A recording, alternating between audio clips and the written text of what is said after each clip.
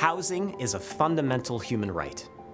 Having a safe and stable place to call home helps people and families thrive and succeed. It is central to human dignity, physical and mental health, well-being, and community. Housing as a human right can also be a precondition for the enjoyment of several other human rights, including the rights to work, health, social security, vote, privacy, or education. Everyone should be able to access housing that meets their needs without discrimination or harassment. The right to housing is not a new concept. Canada agreed to the progressive realization of the right to housing and an adequate standard of living in 1976, when its signature on the International Covenant on Economic, Social, and Cultural Rights came into force. Housing as a human right means that everyone has the right to housing that meets a set of basic conditions. These conditions are recognized under international human rights law and go beyond Canada's current definition of core housing need. They include security of tenure, which means being protected from forced eviction, forced relocation, or harassment. Affordability, which includes protection against unreasonable prices or increases. Habitability, also referred to as suitability, which means adequate space for the family, proper maintenance, protection from the elements, and other threats to health and well-being. Access to basic services like safe drinking water, sanitation, heating, lighting, and emergency services. A location that is close to employment, childcare, education, and healthcare, and is not located in a polluted or dangerous area. Accessibility, which means people with all abilities have housing that accommodates their needs, as well as housing that is culturally adequate by respecting the cultural identity and ways of life of the occupants. Cultural adequacy also includes the housing or building design, for example, the layout of the home or using traditional or locally sourced materials. Sustainable and resilient communities require different types of housing to meet and support people in different circumstances. This includes emergency housing with temporary shelter, food, and other support services. For example, emergency shelters for people experiencing homelessness. Transitional housing that offers stable housing along with support services meant to be a short-term bridge between emergency housing and long-term housing. Supportive housing, which is long-term housing with support services ranging from supportive care to assisted living and residential care.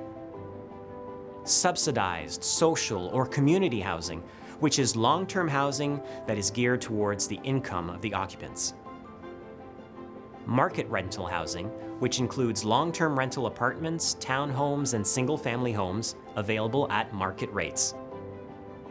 And market home ownership, which includes home ownership and shared equity such as housing cooperatives. Many people in Canada still live in housing that does not meet these standards, and many do not have a place to live at all. In 2019, Parliament passed the National Housing Strategy Act.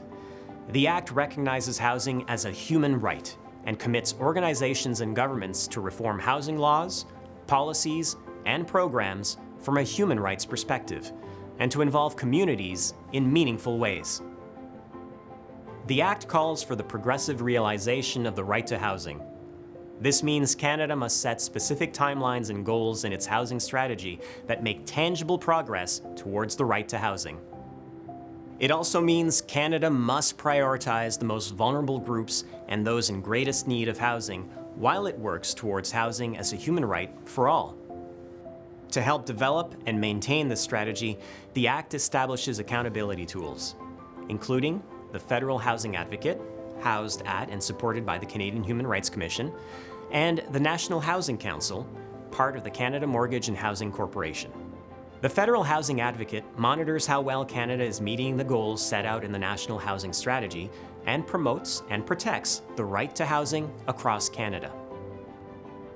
The Advocate is particularly focused on those with the greatest housing need, such as women and children fleeing domestic violence, seniors, Indigenous people, LGBTQ2S+, people experiencing homelessness, people with disabilities, people with mental health or addiction issues, veterans, young adults, racialized groups, and newcomers to Canada. The Advocate plays a key role in amplifying the voices of those impacted by housing need and homelessness.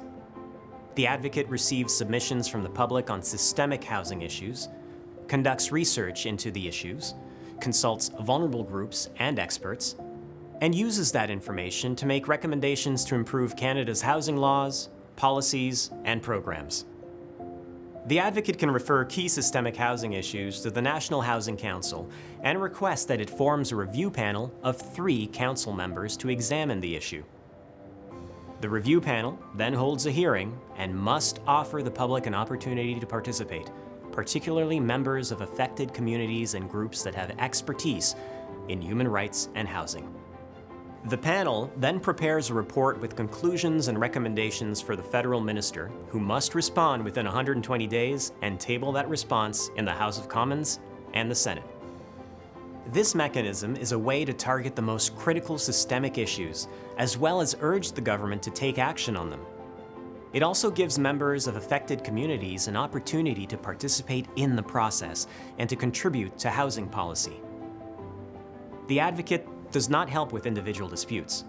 People needing help with an individual circumstance will need to go to the Landlord-Tenant Board, Legal Clinic, or Human Rights Commission in their province or territory.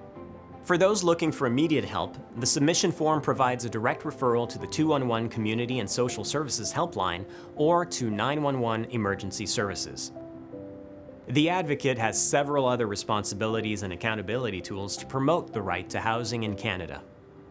These include research and engagement with stakeholders to report on systemic housing issues in Canada, monitoring, including monitoring the right to housing in Canada and assessing the impacts of federal housing policies, including the National Housing Strategy, and annual reporting to Parliament with recommendations on measures to address systemic housing issues.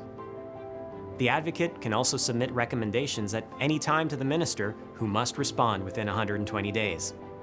A home is more than just a roof and 4 walls. It's a place to live in security, peace, and dignity. Together, we can help make the right to housing attainable for everyone in Canada.